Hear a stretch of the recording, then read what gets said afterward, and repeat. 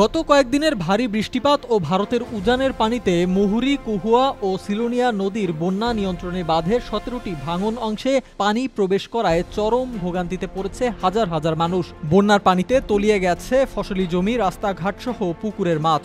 উপজেলার অভ্যন্তরীণ বিভিন্ন সড়কে পানি থাকায় বন্ধ রয়েছে সব ধরনের যোগাযোগ। এসব উপজেলায় বেশ কয়েকটি প্রাথমিক ও মাধ্যমিক বিদ্যালয়ের মাঠে জমেছে হাঁটু পরিমাণ পানি। ফেনীর পরশুরাম ও ফুলগাজী উপজেলায় ১.৫ মাসের ব্যবধানে তৃতীয় দফায় বন্যার পানিতে ডুবছে জনপদ, বিপর্যস্ত জনজীবন।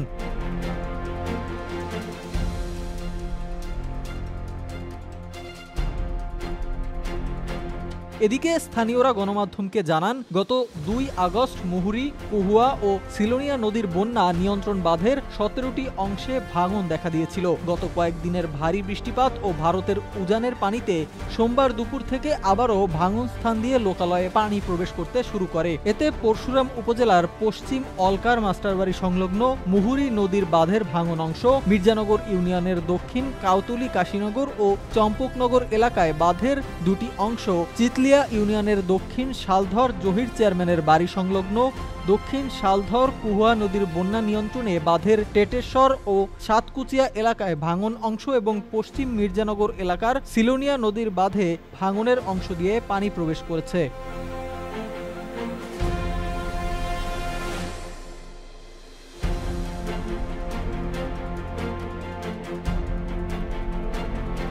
রাস্তাঘাট, ঘরবাড়ি, ফসলি জমি ও মাছের ঘের পানিতে তলিয়ে গেছে।